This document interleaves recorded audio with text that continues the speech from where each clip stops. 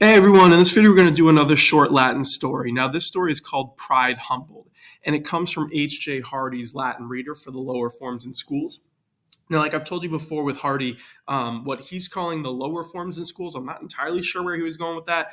These stories are meant to be sort of introductory, I think, reading through his prologue and kind of what his book is all about.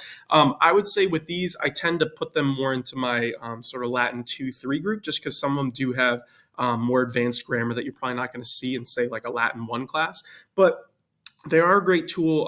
If you're learning Latin, maybe you're in Latin 1, Latin 2, wherever you are in your journey, or just learning Latin on your own. They're a great way to break away from a traditional textbook and just see some different stories, different things that you can read and translate. They're all really short, and they have to do with either like a moral or something from history or mythology. So they're a great way to kind of break away from that traditional textbook and test yourself on something different. So like I always tell you in these videos, the first thing that I would recommend you do is maybe just pre-read the story, try to get some vocab. These books are so old, I would doubt there's any sort of pre-made vocab list, but you can make one yourself. Just read through. If you see any words you don't know, maybe make a list and try to work your way through it, because it will be difficult to understand what's going on if you just don't recognize the words. The other thing I would recommend that you do is read it aloud, right? So if you can find someone in class, read this story to them, work on your speaking, your pronunciation. They can read it back to you and you work on your listening. Those are always great skills to hone. You don't want to ever shut them off when you're doing Latin. And with short stories like these, it's pretty easy to do.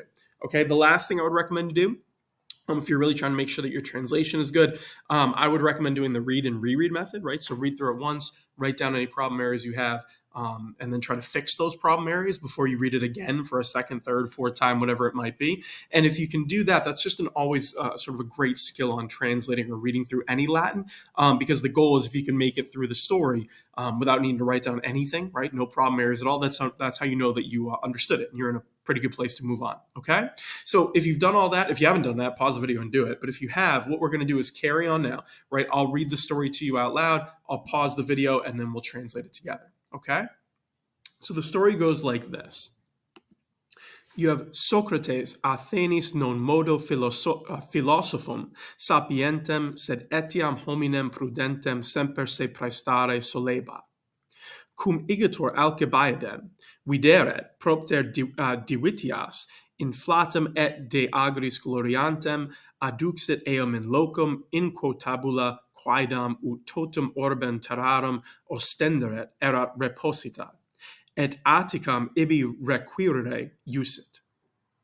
Quam cum Alcibiades invenisset, usus Socrates suos fundos oculis investigare conabatur. At ei per longum tempus scrutanti atque illos nusquam esse pictos tandem confitenti respondet Socrates, in is qui nulla pars terrae sunt, non dubium est quin gloriari sit ineptissimum. Okay, so we'll pause the video right there. If you want to go back and listen to it again, apologies, you hear I have a cold right now. So on top of not having great pronunciation in most of my videos, it's probably even worse than this video. But it's just something to give you a chance to hear it. If you don't have anyone to sort of read it aloud to, at least you get a chance to hear the story all the way through. And again, I'd recommend that you read it on your own too, and practice your own speaking and pronunciation. But if you're ready to move forward, let's dive into it and kind of unpack and translate it together. Okay, so you're starting a story about Socrates, right? So this story is called Pride Humbled, and it's about Socrates and Alcibiades, right, in Athens. And these are famous people from Greek history. You should look them up if you don't know who they are, right? The famous philosopher Socrates, and Alcibiades is a character in his own right. But you can look this story up, or look these characters up, as you should, and learn more about them. But you have in Athens, right, Athens, Socrates.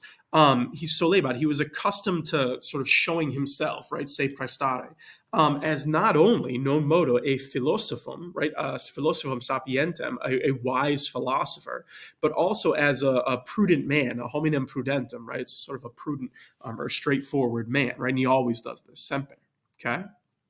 So you have therefore when, and in this one you'll see they're using the older form of cum, Q-U-M, is something Hardy uses. It's the same as cum that you might see cum in a more modern textbook. It means the same thing, but saying therefore, when he saw Alcibiades, right? You have a cum clause here, so that's why you have the subjunctive, the videret right there, right? It's an imperfect subjunctive.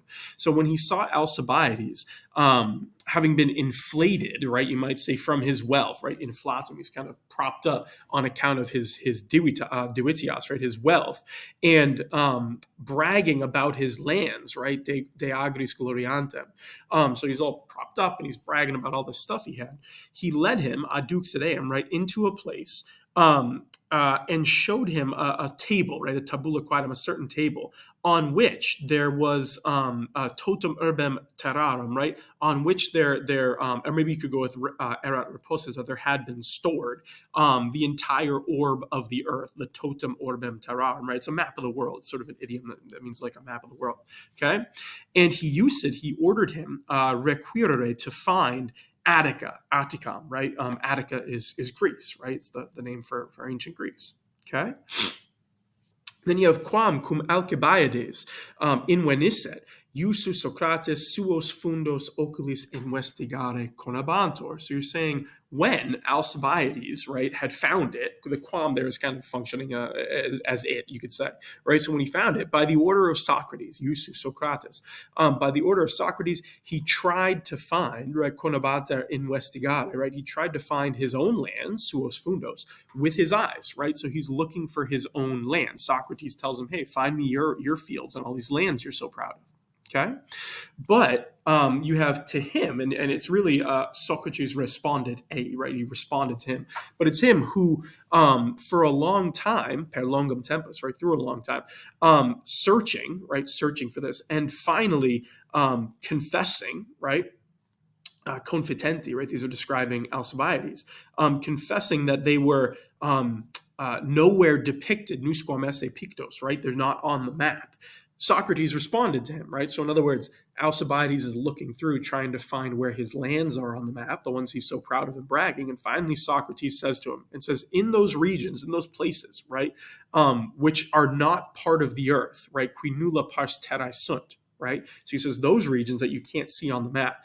But it says, without a doubt, right, non dubium est, right? So it is without a doubt the most foolish, ineptissimum, right? The most foolish to brag. So in other words, to boast, gloriare. So he's saying, without a doubt, in fact, right, bragging about those places which are not on the map is the most foolish thing that you could possibly do, right? It's the most, the most odd or ineptissimum, right? The most foolish thing to boast about. So what he's saying is Alcibiades was so proud of his lands, right? All his wealth. Look at all the lands I have. And Socrates says, yeah, show me where they are on the map. And he can't find them. And he's like, so then what are you bragging about, right? It's meant to be a sort of philosophical moral on kind of taking a bigger picture of the world, right? And how the things that we care about are not necessarily important in the grand scheme of things, right? And this is something you may have heard of, right? Whenever you're looking at ancient cultures, right? I'd say if you're looking at ancient Greek culture, ancient Roman, the Roman Empire, things like that, you should take a look at where they are in the world, right? When you zoom out, you realize there's a lot more of the world that these people didn't interact with, right? And it just gives you a nice little sense of scale, right? And what's important and what's not. I think that's what's all kind of tied into this story about Socrates and Alcibiades, okay?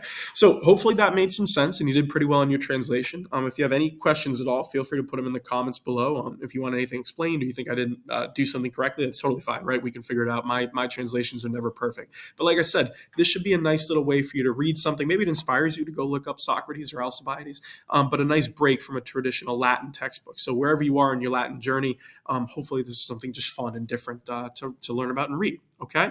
And like I said, keep practicing until you're able to do this without any problem. That's how you know you're ready to move on. Good luck.